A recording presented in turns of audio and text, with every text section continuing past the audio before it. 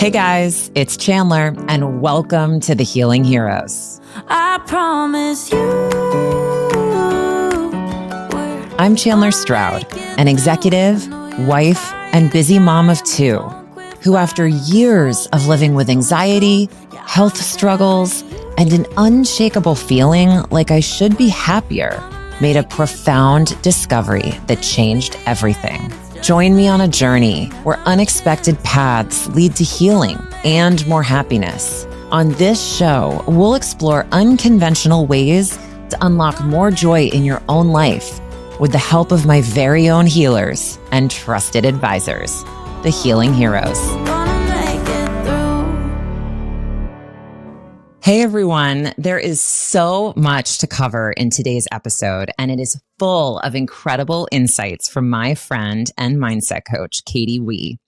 Today, you'll learn how to put Katie's 4 pillars of happiness to work in your own life and why meeting your future self is so important in unlocking happiness. I'm going to be really honest with you guys for a minute. I was a bit skeptical at first about mindset coaching and how effective it would be for me personally, but I got curious enough to experiment through Teddy Mellencamp's All In program, which if you're curious about All In and accountability coaching, I highly encourage you to go back earlier in the season and listen to Bonnie's episode since we talk all things All In and accountability coaching. But Katie, through All In, offered group coaching sessions called Vibe Tribe. So it was sort of a low-cost way for me to experiment with mindset coaching out of the gate. And when I tell you guys, I joined that call thinking I was probably going to hop off the Zoom halfway through. It completely transformed this healing journey of mine and where I am today. I can tell you, I was so moved by the exercise we did in the group session that evening. I got a bit emotional and ultimately ended up signing up for one-on-one mindset coaching sessions with Katie, which I've continued over the last several months. And actually, worth sharing with you guys, I found the time I spent with Katie so valuable that I recently returned from her Happy Camp Wellness Retreat in Mexico. And I even invited my husband down for his birthday. And I think he was even surprised by how meaningful the experience was. I, of course, shared his sentiments, so much so that I booked Katie's next Happy Camp retreat in Sedona this September. So very excited to head there with her in the fall. With that, and knowing we have a lot to cover today, let's dive in. First, a little bit more about my friend Katie. Katie is a mindset coach, speaker, writer, actress, survivor, and the founder of Happy Camp. Her life has been a journey to empowerment, and she therefore has a passion for helping others uncover their own greatness within. She believes wholeheartedly that life is meant to be enjoyed and helps high-performing individuals learn to optimize their mindset for happiness, fulfillment, and personal success through her mindset coaching and speaking. You may have seen Katie on TV shows such as Modern Family, Hawaii Five-0, New Girl, or General Hospital, or have read her writing in Newsweek or the Huffington Post. She believes in the power of storytelling to connect one another and is committed to sharing her creative gifts to create positive change in the world.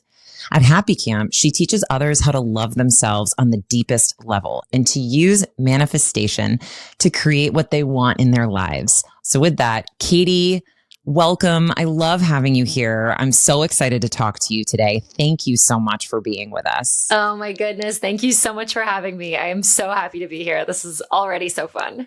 I am so excited to introduce you to listeners, and I'm eager to get into your background and all of the great work you're doing. But let's start at the beginning just to set a baseline for everyone here today. Can you share a quick overview of what mindset coaching is and why someone would reach out to you for help? Like you said in my bio, I believe we are here to be happy, to experience joy, to enjoy life. And so often our own way of thinking can keep us from feeling happy. So my job is to help my clients become aware of their subconscious belief patterns. What's running in the background? What's actually dictating their thoughts, their behaviors? What's actually creating their future? so that they can actually look at those beliefs and go, okay, actually, maybe I want to modify this belief. Maybe I don't believe this belief anymore. Maybe this is outdated. It used to serve me. It's not me anymore. I didn't even really realize it was still in my mind. I didn't know I was still feeling that way from that time in my life.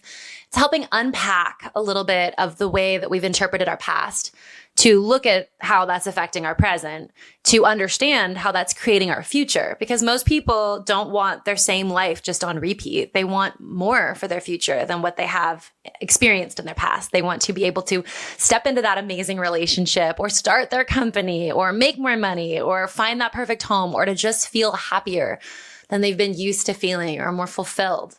And all of those things are so important. And I love reaching goals like that for myself. And I love helping my clients reach those goals too. So mindset coaching is a way to modify our way of thinking for our own highest benefit, so that the way we're thinking, which is very important, can actually serve us in creating the life we really want. I love that. That was such an articulate answer. Thank you for sharing that. Absolutely. And I think it really resonates, because I have to say, to your point, we think about, what do we want in the future by way of like, where do I want to live? Like, do I want to be married? Do I want to have kids? What job do I want to have? Right? I don't know that we go deeper than that and really think about like, what do I want to feel? What do I want my life to look like? And really bring that vision to life for ourselves.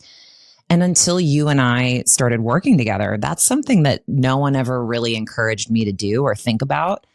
And it really was pretty transformational to start really putting together a clear visual of how I wanted to feel and what I want my life to look like. I think it's something we sometimes overlook because we're so stuck in like what happened yesterday or what's happening today or even what you need to do tomorrow. I think it's hard for people to look that far ahead. I think you're so right. And I think that most of us are just trying to get through the day to day. We're like, I'm trying to get through this hour or this day. I don't have the bandwidth to think about my future. Like so many women especially are split in so many different directions of, you know, being pulled by their family, their work, trying to take care of themselves. This idea of creating a future sometimes can feel like a privilege they can't afford. But the thing is, we're all going to live in the future. But the question is, what future? The future you want or the future you don't want? And I found that what you're creating is completely tied to the way that you're thinking in the present. So the best way to take care of the future is to be really consciously inhabiting the present and aware of the way that you're choosing to think about things, the perspective that you're taking when you're thinking about the future, and how you're utilizing what happened in your past to create that future, rather than just harping on the past, living in the past, doing in the past. We're really looking at the past to understand, how did I get the way I am? How did this being that is Katie right now, that is Chandler right now, come to think this way? And so we utilize the past and we honor the past to look at how that's created the present. And then we look at how we can inhabit the present even more fully so that we can create the future that we're actually so excited to live in. Not the one where we're like, oh, here we are again. It's another summer where I haven't done the things I wanted to do. It's another New Year's where I didn't achieve the goals I wanted to achieve. It's another year of me not really being who I want to be in life. But I think it's so important for each of us to be exactly who we came here to be. That unique signature, each person's is different. And when we're all fully in who we're meant to be, we're happier, we're more lit up, we're more excited about life, and all the people around us are too. It makes the world around us better. So I believe that by living our best lives, we make the world better. It's not a selfish endeavor. It's actually quite beneficial for our families, our friends, for the people that get inspired by you to take their own journey. And that when we're all happy, we contribute to a world that's a lot more fun to live in. I totally agree with that, Katie. And I think it really jives with a lot of the other things we've talked about on the show thus far about how your energy really impacts those around you. And I think it's important for people to kind of start there and know that that is something that they can control and have power over in their day to day. Absolutely. You've done a great job of explaining what mindset coaching is and how it can really affect individuals. Can you take it a step further and tell us a little bit more about how, in your experience, mindset coaching has impacted those who have sought your advice and guidance? Why do you think it's so important to be thinking about our mindset every day?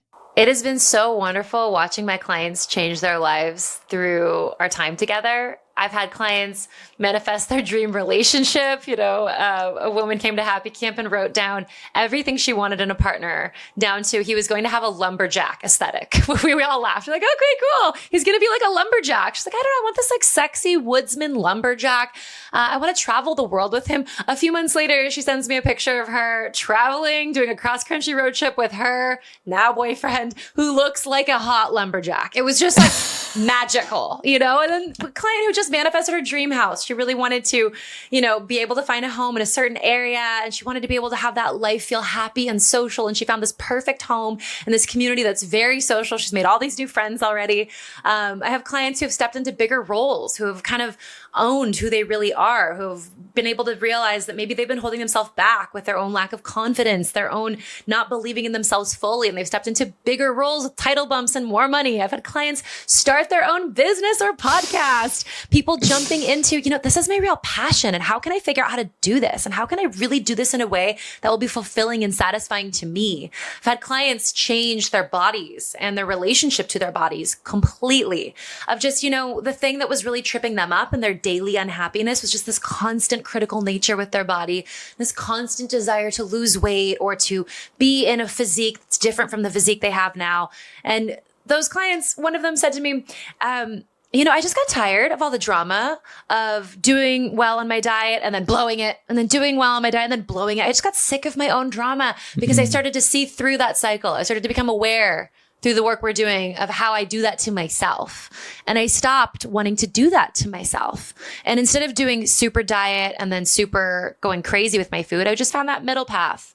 And that middle of like eating pretty well, eating the best I can, has just naturally really worked for me. And like now she's just dropping the weight naturally, and she's in the body that she wanted to be in, but not through any method of self-loathing or self-criticism or degrading herself, through the method of self-love, of truly learning to show up for herself compassionately. And I think that that's the biggest thing that impacts my clients' lives, is that when you learn to really love yourself deeply, and not just on the way of like, I'm going to give myself a bathtub and a face mask. That's great too, of course. Don't stop doing that. But really look Agreed. Agreed, right? Keep doing that. Bring some chocolate covered strawberries. But really looking at the way that we're like treating ourselves. What belief systems are we allowing ourselves to keep living by? And if there's a belief system in there of like, I'm not pretty enough, I'm not good enough as I am, then everything that we chase in order to fill that hole will contribute to non-self-love. Every time we try to do something to feel like I am enough from the place of I'm trying to heal feeling like I'm not enough, it won't work. We have to actually go in and heal the belief. We have to go, you know what? Why are you enough? Give me evidence. Show me in your life all of the things that prove to us that you are enough.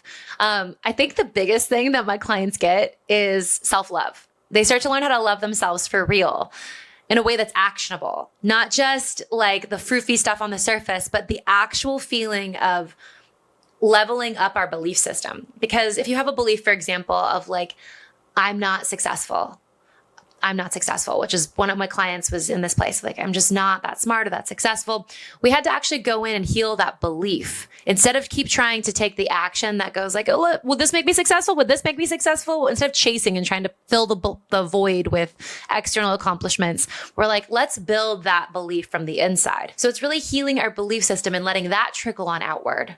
It's the most holistic self-love, to go all the way to the nucleus of ourselves and start to work from that point rather than trying to change the external to start feeling different on the inside. I love that. That's so well said.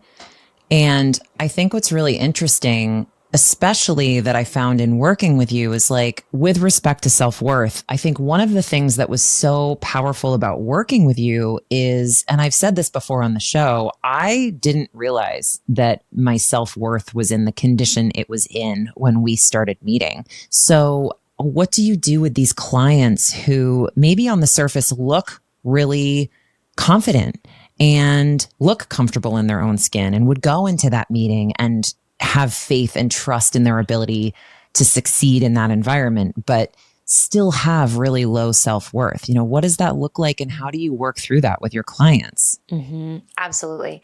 It's so interesting because the area where a client is having problems, quote unquote, always leads me to the limiting belief that's plaguing their existence.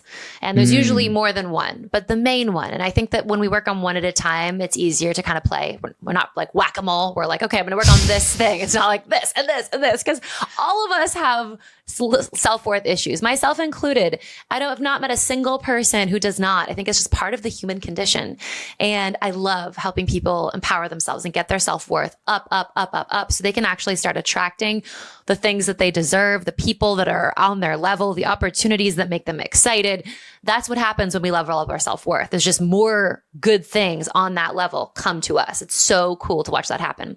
But so if I look at the area where someone is saying, this is where I'm experiencing stress or anxiety or sadness or frustration or guilt or shame, we look at that and we say, okay, well, what are you believing? Trying to get down to what is that person believing?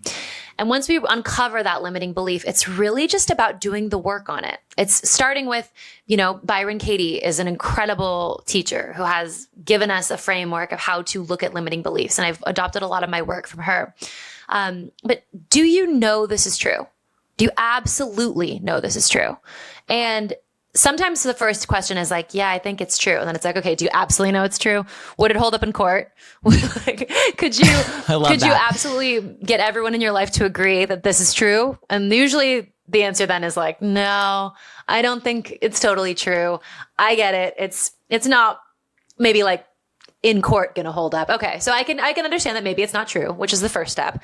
And then asking, what are you doing when you're believing this belief? What happens? And they're like, when I'm believing that I'm not enough, for example, if that's the limiting belief we're dealing with, they're like, oh my gosh, I am scrolling on social media. I am eating. I am drinking too much. I am holed up in bed and I don't want to get out. I am canceling all my plans and just trying to stay inside and play small, like whatever the thing is. And it's like, okay, interesting. Now we're getting somewhere. Usually some of those behaviors are part of what's contributing to the problem that they've talked about in the beginning. It's like those behaviors are making it challenging for them to walk the way they want to walk. For example, if they don't think they're enough, they're like, when I'm in that meeting presenting, I am terrified. I am shaking. I am sweating. I am freaking out. I'm in my head going, oh, I can't do this. I'm not good enough at this. Somebody else should do this. And then we ask them from after what happens when you believe this belief, well, who would you be without this belief? Like, just who would that version of you be?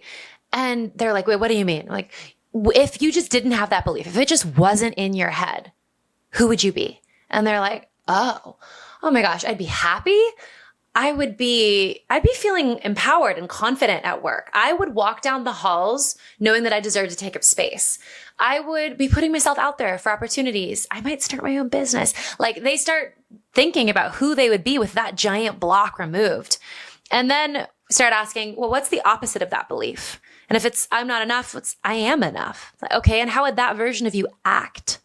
What would be the actions that she takes? Walk me through a day in the life of her, starting from wake up to go to bed, every little moment. What's different?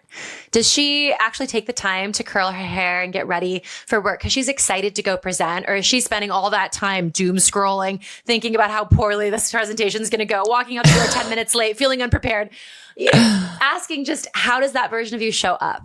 And then we just start to create a plan from there. In between sessions, that's the action plan. Go do that. Go be that. So it's helping people act as if. And the more we start to act that way, the more it starts to reprogram those beliefs. Because you can reprogram a belief by choosing a different action. And then you go, oh, well, I must be worthy of taking up space because look, here I am taking up space. Katie told me to do that thing. I'm doing it. And even though I don't fully believe that I deserve to take up space, here I am in this moment taking up space, letting it happen, feeling good in it. And that starts to heal us. And when our life becomes about healing and in a fun, enjoyable way, it gets magnetic. We become magnetic to other people and ourselves, to opportunities for ourselves that help lift us up even higher.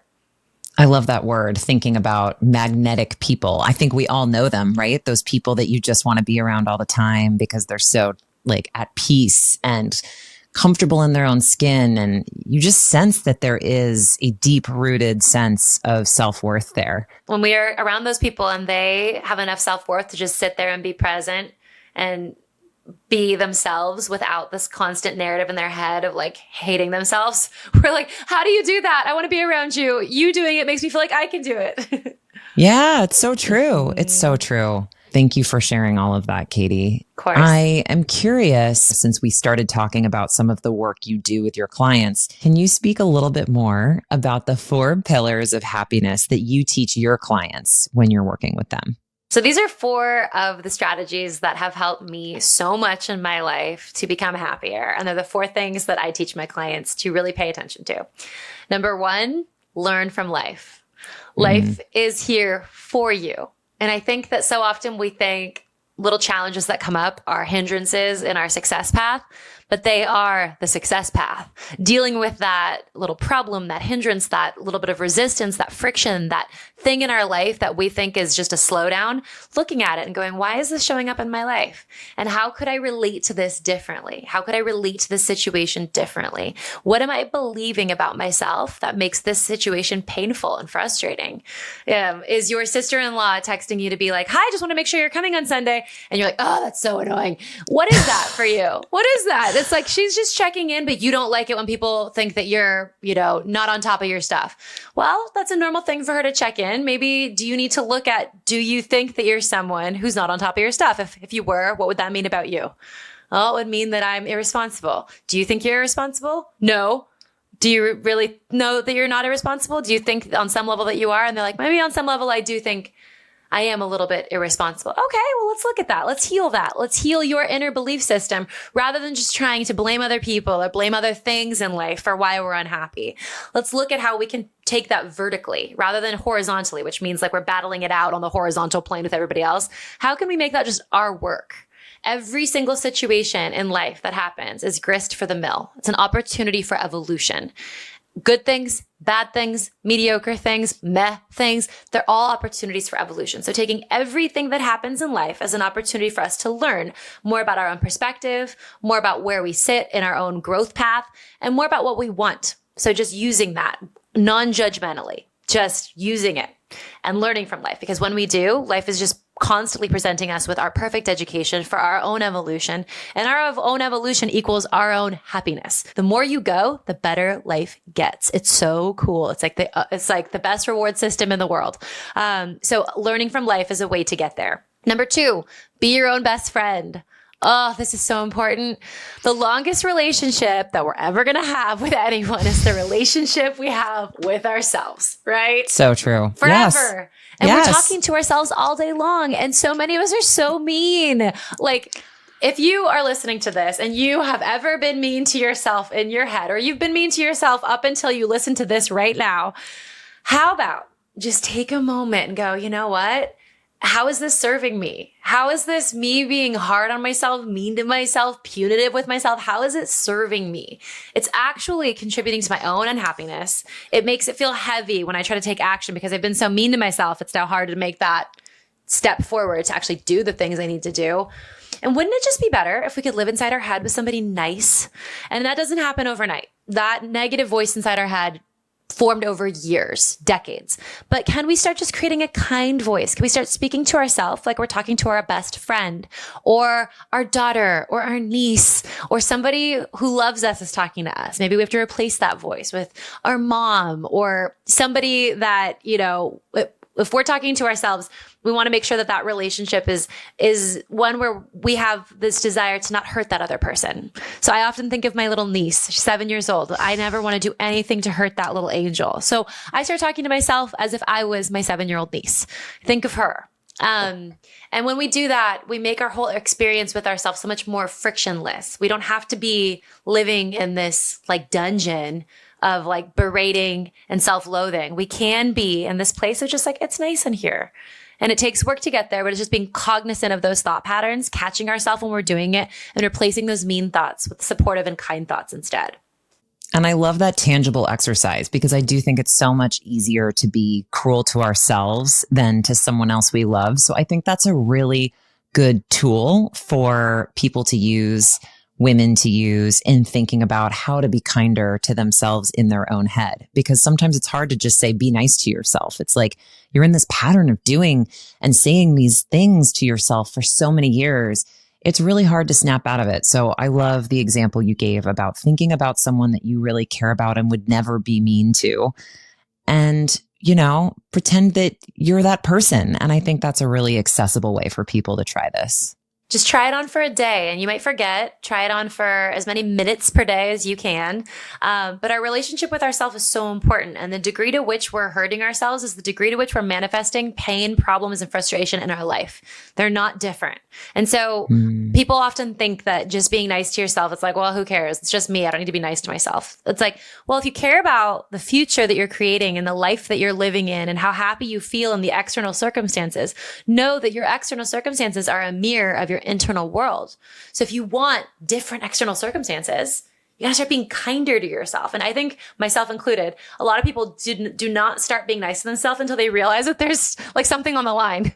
Like, oh, it's just your future on the line. And when I was in my life, single, unhappy, not fulfilled in my career, frustrated, I was like, okay, there's things I want. And once I realized I had to be kind to myself in order to get those things, I started being kind to myself. And then now I love my job. I have the best fiance in the world. I love my life. And I got there by loving myself. So be your own best friend is number 2. I love that. Also, sidebar, Billy, your fiance, is the best. Yes, he just really the nicest is. guy. So I love that you manifested him. And, we'll have a whole nother episode on manifestation, guys. But oh, yeah. I mean, Billy is just really great. And really quickly, before we move on to number 3, one thing you said that I loved, and I just want to reinforce and make sure everyone heard, is that your external world is a mirror of your internal self. So that is so true. I cannot stamp that, co-sign it enough. How you feel about yourself and what your world looks like internally will create your external circumstances. So I just think that's, if you take nothing else from today's conversation, guys, that is a really critical one. Totally. And a quick example of that, because you might be like, what are you guys talking about? Is like, let's say somebody believes that they're not special. Like they always got picked over, passed over. They didn't get that reinforcement as a child. Their life didn't present them with opportunities to feel special. Then they date someone who also thinks that they're not special. And so then you're in this relationship with a guy who thinks you're whatever. And then maybe he plans guys' nights on your, anniversary because he forgot it was your anniversary. And you're like, wow, no, I really don't feel special. Or maybe when you come home and you're really excited about something and you're like, I think I want to do this thing. I just realized this and I want to do this. He's like, cool, whatever. And your external world is now reinforcing your limiting belief system. And you chose that because subconsciously it was more comfortable to you because it's how you feel about yourself, but it's not what you want. So it's comfortable, but not desirable. And that's how we end up in lives where our external matches our internal. I love that. I thank you for bringing that to life for everybody. So it's less theoretical and something that people can really grasp and feels a lot more accessible. So, okay. So be your own best friend. And then what's the next one? The next one is take responsibility for your happiness. This one was big for me. When we're looking to other people to make us happy, when we're like, my partner will be the one to make me happy, which is funny given the example I just gave. But yeah, your partner should be, helping your happiness, but you're the one responsible for creating your happiness. When we think our partner, our family, our job, our weather in the city we live in, other things external from us are supposed to make us happy, then we're always relying on those things, those people to make us happy. We're not responsible for it ourselves. We're like somebody who can't drink water unless a restaurant is willing to fill up our water bottle for us. I hate asking for that. You're like, hi, excuse me, can I fill up my water bottle here? We're somebody that can't nourish ourselves. When we choose to be responsible for our own happiness and go, okay, this is my task. I'm going to own this task. This is going to be all mine. We go, okay, now let's get busy creating it. And this is something we do at Happy Camp, where we really look at what's your happiness prescription? What do you need in your life to feel happy? How do you create that for yourself? And looking at the way we're treating our bodies, the way we're treating our minds, the activities that we're doing, the people we're spending time with, the information we're consuming, the way we're distancing ourselves from our devices or not, the things that make us happy and how often we're putting them into our week, our month, our year. If you have a desire, a passion for travel, but you're never traveling, well, you got to put that on the yearly goal. There's going to be one trip a year where you're going somewhere and exploring and letting that part of you light up. So it's going, what do I need to be happy? Oh, how do I create that for myself? And then getting busy doing it. And I really help my clients create that plan. And if you're listening at home and you're like, how do I do that for myself? Make a little note in your phone. You could do it right now of all the things that make you happy. And it might be like this smoothie from this place, or watching Gilmore Girls with a glass of wine. That's one of my favorites. Yeah. Or seeing these friends, or listening to this podcast, or taking a nap. What are the things that make you happy? And then how do you put those, at least one thing per day, into your day that's just for joy? A bath at the end of the day. It's journaling. It's a communicative dinner with your partner where you don't have your devices out and you're just downloading your days with each other. How do you do those things on purpose? Take responsibility for your happiness. Huge one. And the last one is take intentional action.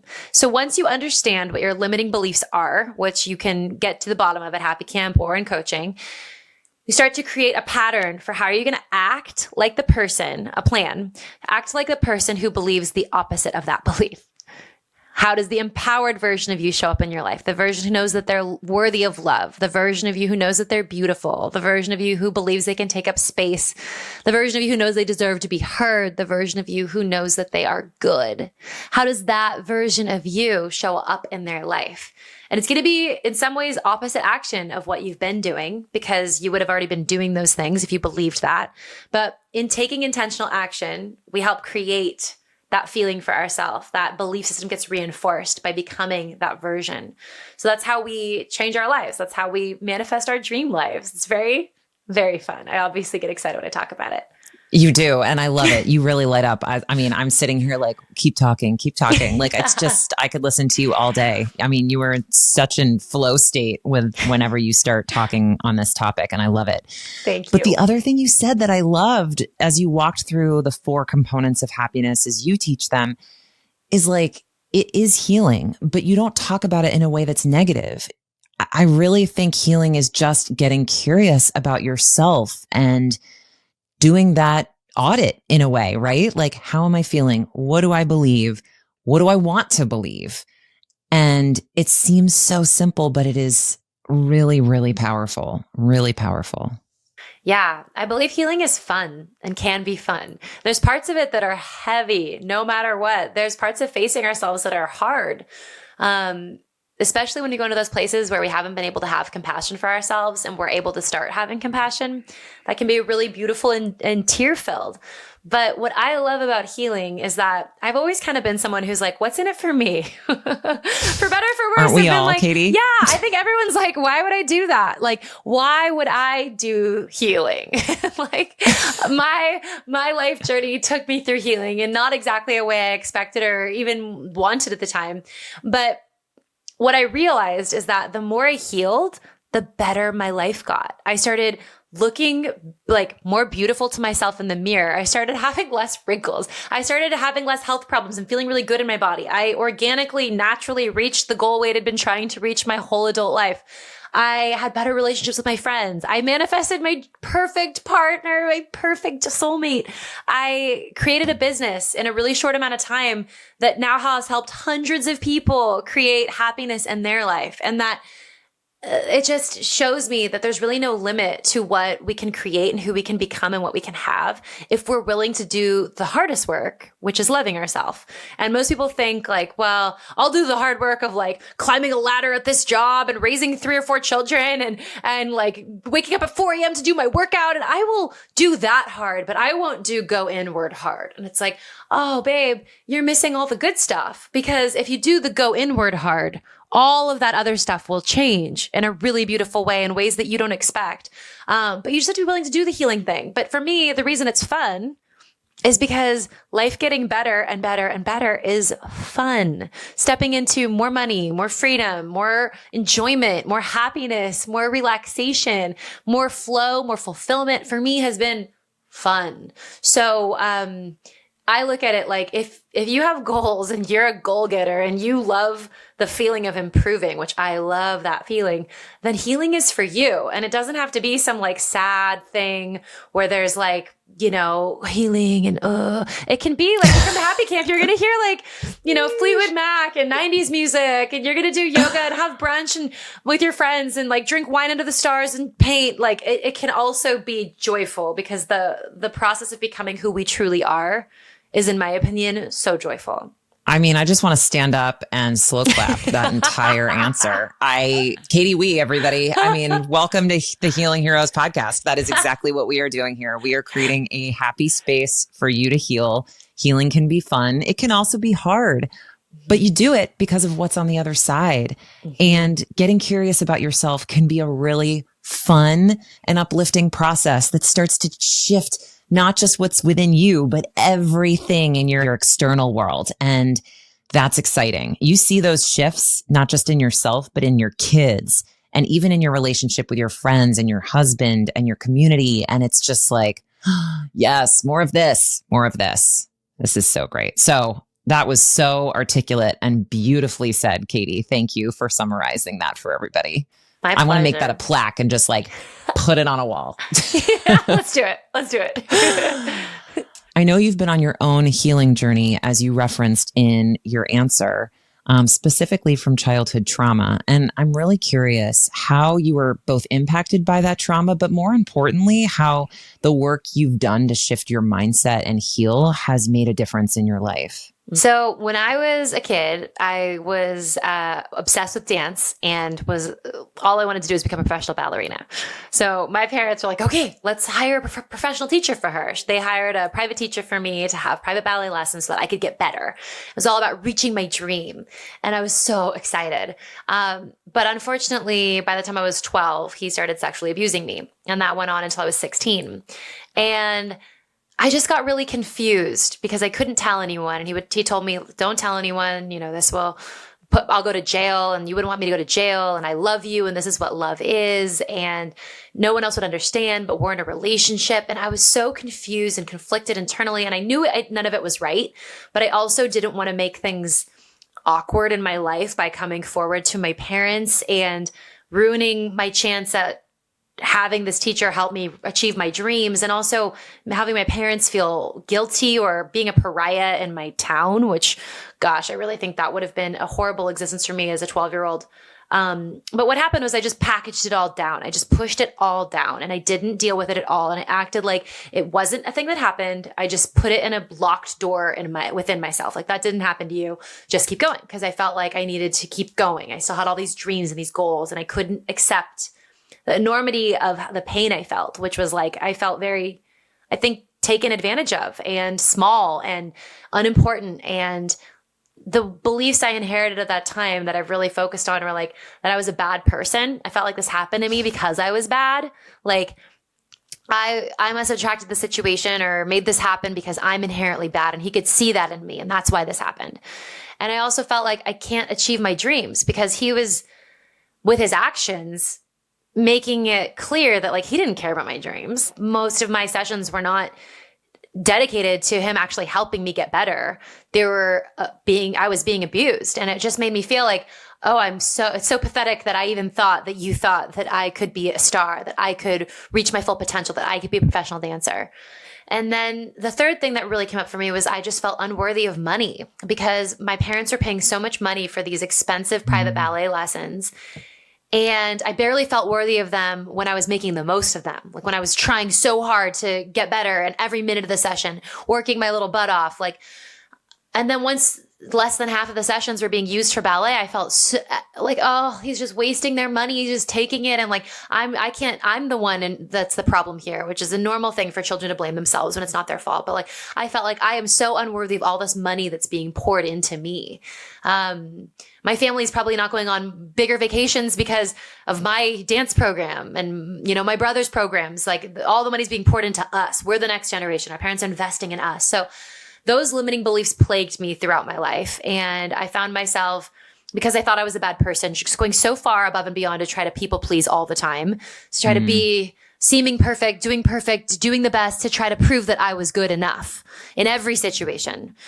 exhausting. I'm sure a lot of women out there can relate. Oh my God, we think we're bad. So we're like, let me be good. I'm so good. Look at me. I'm going to plan this baby shower and I'm going to show up here and I'm going to push myself farther than I need to just to be there for everyone else and to, earn my worth. And that created a lot of unhappiness for me. And then I found myself in my acting career, like doing great, booking lots of jobs, getting from, guest stars to bigger guest stars to series regular jobs, like climbing the ladder, getting to be like the main character on shows. But every time a big money opportunity came, I choked.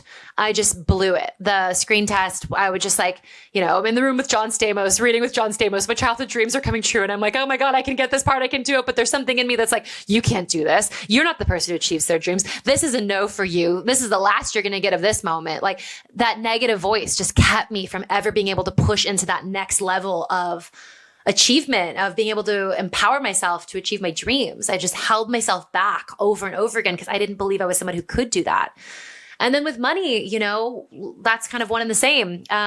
When big money opportunities came up, I just didn't feel worthy of them. And I had a hard time charging for things I was doing where, I was offering my services for free and giving it away and not honoring my gifts or my talents. And now I've really stepped into honoring that the gifts I have are not from me. They come through me.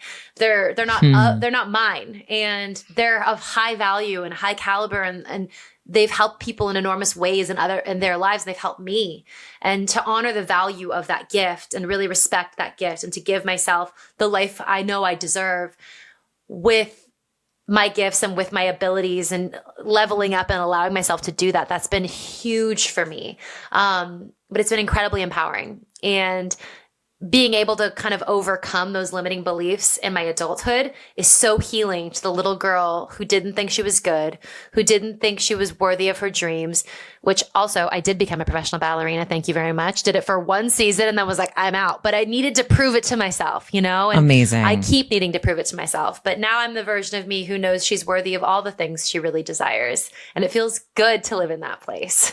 I love that, Katie. Thank you for sharing that. And I'm so sorry that happened to you, but I think you touched on what I think a lot of survivors go through in the aftermath of that, whether it be the hypervigilance, the people pleasing, the achieving to prove to yourself that you're good enough and that you're worthy. And I think it's so powerful when you can get curious about what's underneath and actually start to shift your mindset and make the changes you've been able to make and now help so many other women make in their own lives. It's really incredible what you have been able to contribute and manifest and do with that pain. So thank you for everything. And again, I really appreciate you sharing that. Thank you. That's exactly it. Is like when we can transmute our pain and use it to help others, that is us stepping into our dharma, our soul's purpose. When we can passion in the service of others.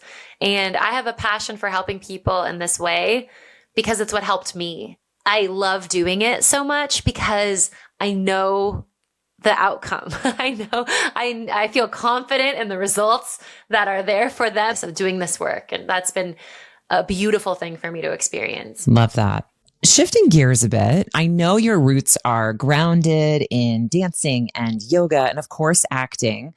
But now, coupled with the mindset coaching, you've created a retreat program called Happy Camp, which I'm obviously a huge fan and advocate of. What is Happy Camp, and how have you seen it help women reconnect with themselves? I love Happy Camp so much. Happy Camp is my baby. It is a wellness retreat. Yes, it is. I hold it in gorgeous places, like luxurious, gorgeous resorts and beautiful places that have a lot of natural beauty. And what it is a chance for you to come back to yourself, to get away from the busyness of life, to leave your responsibilities for a few days, and to just pour love into yourself. And we get there via yoga, meditation, hiking, mindset coaching, beach time, pool time, great meals, painting, breath work, sound healing, like all of the offerings that can help you reconnect to you and really get into a state of just feeling like you love yourself, which most people do not come by like naturally. It's not a natural state. It's going to help you learn how to love yourself. It's going to help you understand the ways in which you're not loving yourself and how you can change those beliefs so that you can actually live within yourself and have it be a place that feels warm and snuggly and kind, that you love being you. You love being with you. You have a better relationship with yourself. And when you have a better relationship with yourself, you can manifest anything you want. So we also talk about, what do you want? Okay, how are we going to get it? I teach people self-love and manifestation so that they can leave feeling like, okay, I understand what I want in my future. I'm clear on how I'm going to get there, and I'm aware of what I kind of need to unsubscribe from, what thought patterns, what behaviors are just no longer helpful to me. Things that might have been sort of like running in the background for you. And you're like, I don't know if I should keep doing this, but like I just seem to keep doing it. You get awareness over, this is helping me, this is not. And everyone leaves with this plan of action, feeling so vibrant and full of their own highest vibrational energy, and with new friends and having had so much fun. So that's what Happy Camp is in a nutshell. Oh, I love that. We are definitely going to talk more about Happy Camp and all of the different various components in our next episode. So I'm really excited to dive in there because, to your point, it really is such a great, fun forcing mechanism for you to truly love yourself in so many different ways all at once. And I think that can be so empowering, so empowering. And it's just, again, like you said, it's a luxurious resort in a beautiful part of the world, and it's just great. And you meet so many great people. I loved my time in Mexico, and I cannot wait to join you guys again in Arizona this September. I'm so excited. Oh, I'm so excited. It's the best. So excited. It's my favorite. Everyone come, sign up. It's great. Everyone come. Katie, what has been the most surprising thing you've learned about people in your journey to heal others? That so many of us are comfortable being uncomfortable. That our state of being, what we get used to, how we get used to feeling, is often comprised of emotions that we don't like. That stress, anxiety, frustration, fear, worry, irritation, those kind of lower frequency energies that are not conducive to happiness, a lot of times we get comfortable in them because we're just used to having felt like that for 10 years, 20 years, 30 years, 40 years. And it becomes kind of our baseline state. And actually becoming happier can feel a little bit scary to the nervous system, because our nervous system goes, hey, I don't have a memorized feeling for this level of happiness, this level of success. I'm not used to this. My body is not safe in that reality. Our bodies feel safe where we're used to being, which might be in, I don't have what I want. I'm not enough. I'm unhappy. I'm stressed out. And though we don't want to be there anymore, we've like set up camp. And so a lot of times when I'm helping people, it's helping them learn to move beyond their upper limit. And the upper limit problem is something that a psychologist, Gay Hendricks, has talked about in his book called The Big Leap, where that same phenomenon is discussed more extensively. We get uncomfortable going beyond our upper limit for happiness and success. And a huge part of my work is helping people push their upper limit. And what we need to do is be willing to think differently, act differently, but also soothe our nervous system along the way. We can't just be like, we're changing, let's do it. We have to also take care of ourselves. We need to have practices to make the body feel safe, to make the body feel like this is okay, we can do this. And when we bring our nervous system organically along for the ride, we allow the whole human, the scared part of us and the excited part of us, to come along and to go, hey, we can talk to that scared part like, I got you. It's going to be okay.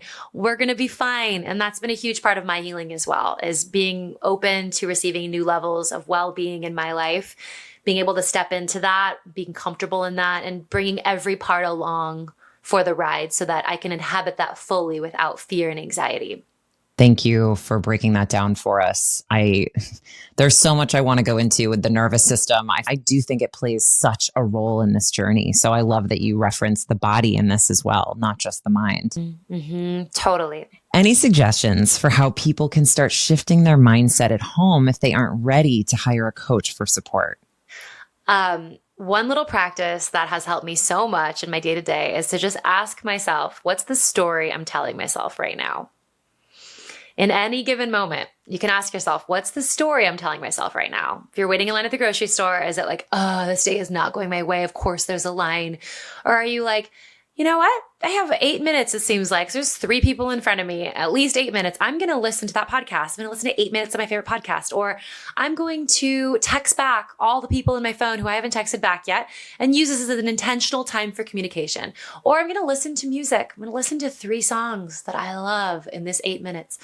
Asking yourself, what's the story that you're telling? Because when that story is a negative story, you're living in a negative reality. When you're telling yourself a positive story, you're living in a positive reality. What you think impacts the emotions you feel, and those emotions you feel are what you end up living in. So if you want to live in a reality that feels good, start telling yourself a better story. How are you spinning this moment to yourself? How are you spinning this win or this loss to yourself? Can you tell yourself a story that's kind to you? Can you tell yourself a story that's supportive? Be your own best friend in that moment, rather than being like, of course you didn't get that promotion.